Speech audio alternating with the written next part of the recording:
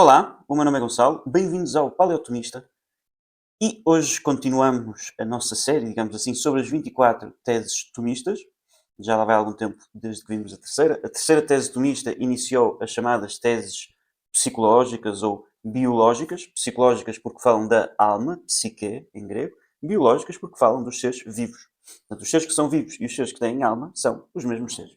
Vimos na tese passada que a alma é nada mais, nada menos do que a forma substancial de um ser que tem vida. Hoje vamos ver, em particular, vamos falar em particular sobre as almas dos seres que não são racionais, portanto, as almas vegetativas e as almas sensitivas. Se estás interessado, bem gosto, partilha, subscreve, bora lá.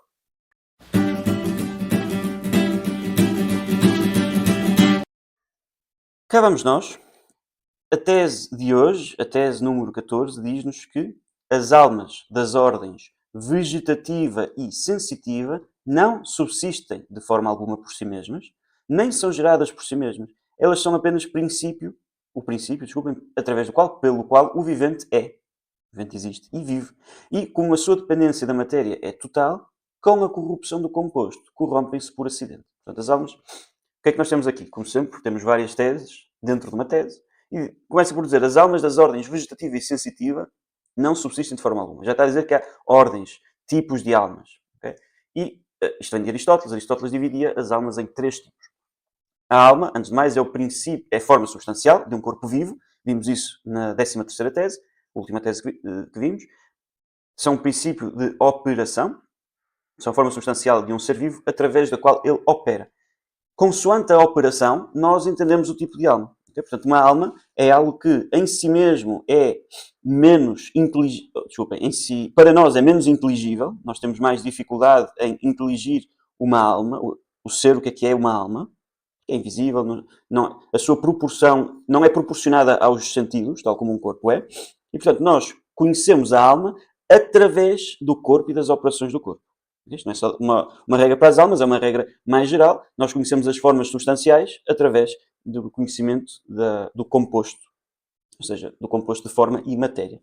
A matéria sozinha não dá para conhecer, é potência pura, não tem nada para ser conhecido lá. Mas o composto, material, mas já com alguma forma, com alguma atualidade, esse sim é inteligível.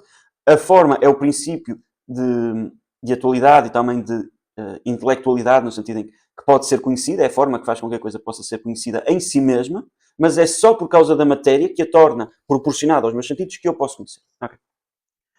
Portanto, é pelas operações que eu vou conhecer aquilo que está o princípio de operação. Okay? Portanto, há este adágio escolástico de que a operação segue o ser. Okay? Portanto, a operação da coisa segue, ou seja, se é fogo, fogo queima. Porquê? Porque é de tal maneira que faz essa operação. Eu raciocino, então eu sou racional. Okay? A minha natureza é de tal maneira que eu posso fazer essa operação. Uma pedra não pode raciocinar porque não tem natureza racional. Okay? Portanto, há esta proporção entre a operação e o princípio de operação, de tal maneira que o conhecimento da operação leva-nos a um certo conhecimento do princípio da operação. Okay. Aristóteles divide as almas em três categorias. A alma de um cão é diferente da alma de um gato. Portanto, não é que as almas dos animais são todas iguais, mas pertencem a categorias diferentes. Nós chamamos isto de géneros. Temos as espécies que estão dentro de um género. Pertencem a género, o género dos vegetais, das plantas, e o género dos animais. Okay? E isto são questões empíricas de Aristóteles, de observação empírica. Portanto, se de repente se visse que qual é que é o estado das bactérias, que ele não via. Okay? Estas coisas devem-se enquadrar neste sistema, mas o fundamental aqui, e as teses não falam de animais e plantas, falam de almas sensitivas e almas vegetativas. Uma alma vegetativa, que Aristóteles associaria, e Santo Tomás, às plantas, são um tipo de alma mais elementar. A coisa está viva, aquele corpo está vivo, portanto, é capaz ele mesmo de movimento, de se mover a si mesmo, em certo sentido, mas os tipos de movimento que ele faz são diferentes dos sensitivos, que são diferentes dos intelectuais ou racionais, que é o caso do homem. Okay? Portanto, temos estes três níveis. Um ser com uma alma vegetativa, diz Aristóteles, lá está, estas coisas vêm da sua observação empírica. Estes seres, deixa eu só ver se o microfone está a funcionar, tá? Estes seres são capazes de se nutrirem, portanto, de transformar coisas que estão fora de si em si mesmos, né? Absorver o que está o exterior, são capazes de crescer, crescem, são capazes de se reproduzir. E, portanto, tem estes três movimentos, estas três maneiras através das quais um ser que tem uma alma vegetativa, um ser vivo, se transforma a si mesmo. Okay. Os animais, ou melhor, os seres com alma sensitiva, para além destas coisas, que também fazem, têm sentidos. É daí que se toma a palavra sensitiva. Significa que têm um certo conhecimento daquilo que está fora deles.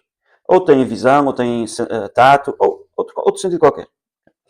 Mas significa que adquirem algum conhecimento, têm um contacto com o exterior, que já não é de como a nutrição de absorver o que está fora, tirando-o de fora e pondo-o dentro, mas de absorver o que está fora na medida em que está fora, conhecendo. E por isso tem sensação, por isso dizem-se almas sensitivas. Desta sensação, diz Aristóteles, segue-se um tipo de volição, um certo apetite. Porque eu vejo aquilo, eu quero ou não quero. Eu desejo, eu sinto-me inclinado ou sinto repulsa por isso. Ou não sinto nada. Mas aparece esta nova dimensão, esta nova operação da alma chamada apetite, quisermos chamar. Okay? Portanto, a ovelha vê o lobo e sente repulsa. A ovelha vê comida, vê relva e sente atração, etc, etc. Bom, e porque sente esta repulsa ou atração, então tem também movimento. Okay? Aquele organismo, aquela alma, a alma que atualiza a matéria, como tem a capacidade de sentir, tem a capacidade de desejar ou deixar de desejar, e tem a capacidade, porque pode desejar uma coisa ou ter repulsa de uma coisa, de se aproximar dessa coisa ou de se afastar dessa coisa. Okay? Portanto, temos mais estas operações, sensação, volição e locomoção, moção local. Depois, no homem, vamos ter um novo tipo de conhecimento, mais elevado do que a sensação. Normalmente, Santo Tomás usa a palavra cognição para ser mais abrangente, aplica-se a animais e ao ser humano. Mas aquela que é propriamente dos animais é a sensação. Os homens também têm a sensação, não é? E aquilo que é próprio do homem é a intelecção. Okay? Pronto. A intelecção, se nós analisarmos a operação própria do intelecto, a intelecção, ela não requer matéria, ela é independente da matéria, e porque, como eu disse, o modo de agir, a operação segue o modo de ser, então se a operação não requer matéria, a alma intelectual de si é imaterial. E, portanto, é independente da matéria, etc. Isso vai ser a próxima tese. Esta tese é tão simplesmente que isto não é o caso da vegetativa e da sensitiva. Todas as operações de alma vegetativa, todas as operações de alma sensitiva, pela sua própria essência, dependem da matéria. Esta é uma operação que significa, que implica de si mesma a mudança na matéria. Que não é o caso da intelecção. A intelecção humana requer a matéria extrinsecamente. Porque para raciocinar eu preciso dos dados que me são dados pelos sentidos. Isso não nos interessa hoje. Portanto, há uma certa dependência extrínseca. Nós podíamos dizer, usando uma metáfora, que o intelecto depende da matéria, tal como o avião, para voar, precisa das rodas, porque precisa das rodas para descolar. Depois, para voar, não precisa das rodas coisa nenhuma. Bem, o intelecto usa a matéria como ponto de partida do raciocínio, ou seja, como aquilo sobre o qual está a raciocinar, aquilo que está a usar para raciocinar, mas de si não está a alterar a matéria na sua operação própria. Okay. A sensação, a evolução do animal, a locomoção, a nutrição, a reprodução e o que me está a faltar uma, todas elas implicam alguma mudança no corpo. E não implicam extrinsecamente, elas são alguma mudança no corpo. Okay? Na sua razão formal, aquilo que significa ser esta operação, elas são alguma alteração no corpo. E, portanto, não são independentes do corpo. Okay? A operação segue o modo de ser, a operação não é independente do corpo, o modo de ser não é independente do corpo. É muito simples. E, portanto, diz-nos esta tese, as almas das ordens vegetativa e sensitiva não subsistem de forma alguma por si mesmas. E, portanto, elas só subsistem na sua união com a matéria. Elas não subsistem por si mesmas, elas não são geradas em si mesmas e elas não são corrompidas em si mesmas. Okay? Nem são geradas, nem subsistem, nem são corrompidas em si mesmas. São sempre geradas, corrompidas e subsistem com o composto.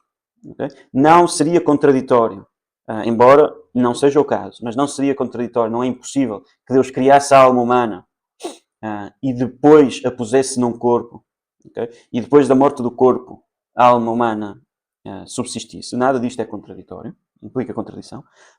Portanto, a alma humana é gerada por si mesma, subsiste por si mesma e é corrompida. Melhor, não é corrompida porque as coisas espirituais não são corrompidas, mas se fosse corrompida, seria corrompida por si mesma. Tal como não são geradas, desculpa, mas é criada por si mesma e poderia ser aniquilada em si mesma, mas não se aplica a palavra geração e corrupção por questões técnicas. Portanto, como é que estas almas se geram e como é que estas almas se corrompem? Estas almas gerem-se e corrompem-se e subsistem no composto, na sua união com a matéria. Portanto, diz a tese, não subsistem de forma alguma por si mesmas, nem são geradas por si mesmas. Elas são apenas, tudo o que elas são é o princípio pelo qual o vivente é e vive, portanto, pelo qual vive, existe, é uma forma substancial, e vive, faz as suas operações. Nenhuma destas operações é independente da matéria, portanto, continua a tese, e como a sua dependência da matéria é total, com a corrupção do composto, corrompem-se por acidente. Ou seja, quando eu mato um animal, quando eu mato um coelho para comer, ou quando eu arranco uma flor, uma rosa da raiz, porque o composto morre, corrompeu-se, aquilo agora é o cadáver de um coelho, não é um coelho, e como aquela forma era completamente dependente daquela substância, okay? Era completamente dependente do composto, da matéria, então, como o composto se corrompeu, a forma corrompe-se, por acidente. Não em si mesmo, mas por acidente. Eu estou aqui a pensar, deixa-me verificar. Não sei se já tínhamos falado disto, do facto de uma coisa se corromper, da forma se corromper por acidente, quando... tínhamos falado, é tese 9. Okay? Portanto, pode ser bom complementar este vídeo com o vídeo da tese 9, que dizia destes dois elementos, a forma e a matéria, nenhum tem por si mesmo existência, nenhum por si mesmo se produz ou corrompe, portanto, se gera ou corrompe. Pronto. E continua a dizer outras coisas que eles não têm por si mesmos, mas só têm por acidente, okay? No composto. E é isto que está a dizer esta tese. Portanto, recapitulando e terminando, as almas das ordens vegetativa e sensitiva, já vimos o que é que isto é, não subsistem de forma alguma por si mesmas, nem são geradas por si mesmas, e também não diz aqui porque vai falar da corrupção a seguir, mas nem se corrompem por si mesmas. Elas são apenas, tão somente o princípio pelo qual o vivente é, existe e vive, e como a sua dependência da matéria é total, com a corrupção do composto corrompem-se por acidente. E como é que elas se geram e como é que elas subsistem? Com a geração do composto e com a subsistência do composto. Portanto, quando uma árvore cai a semente, nasce outra árvore, aquilo que está a ser gerado é o composto, não é a matéria, já lá estava. Não é a forma que por si mesma não se gera, é o composto.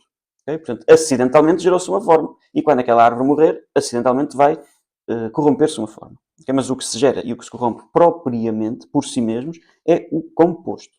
Okay? E é isso. O caso da alma humana vai ser diferente, porque a alma humana tem operações que são intelectuais, ou seja, que são independentes da matéria. Okay? Se nós descobríssemos que, afinal, o animal também tem uma operação que é independente da matéria, okay? Portanto, como eu disse, tudo isto parte de uma observação empírica, de um estudo empírico. Se nós descobríssemos que, afinal, há uma operação do animal que não corresponde, aquilo que ela é, não inclui na sua razão formal mudança material na matéria, portanto, essa operação é de si independente da matéria. Se descobríssemos que isso é o caso, então teríamos de dizer que a alma sensitiva, a alma dos animais, é uma alma também subsiste para lá da matéria. Okay? Teríamos de dizer isso. Okay? Não sendo o caso, não temos de dizer isso. E depois isto junta-se àquela questão, ou tem a ver com aquela questão da existência dos animais no céu, que é uma discussão teológica em aberto, e cuja posição tomista é o mesmo animal, não. Se há animais ou não no céu, eu como um tomista, não sei. Parece haver algumas passagens da Escritura que apontam para isso, mas também podem ser lidas metaforicamente. Portanto, não sabemos, o magistério da Igreja não se pronuncia. Agora, se o mesmo animal, o meu Bobby, okay, o meu cãozinho, se ele vai existir no céu, existir realmente, fisicamente, claro que ele pode existir no sentido em que existe na minha memória, não sei o quê, mas existir realmente lá o animalzinho, não. Okay? Porquê? Porque quando se corrompeu o corpo, corrompeu-se a forma. E, portanto, numericamente já não pode ser o mesmo. Desapareceu a matéria e a forma. Deus podia ressuscitar um cãozinho igual e magicamente pôr as memórias no cãozinho, tudo se quiser. Mas, numericamente, nunca poderia ser o mesmo cão. Isso seria uma contradição lógica, porque corrompendo-se o composto, corrompeu-se a forma, corrompendo-se o composto, a matéria e a forma, então não pode ser numericamente o mesmo. Pronto, muito obrigado. Espero que tenham gostado. Não se esqueçam de pôr gosto, subscrever, partilhar. Se tiverem perguntas, deixem nos comentários. Se tiverem sugestões, qualquer coisa, partilhem. Estou à disposição. Louvado seja Nosso Senhor Jesus Cristo e para sempre seja louvado em sua mãe, Maria Santíssima. Muito obrigado e até para a semana.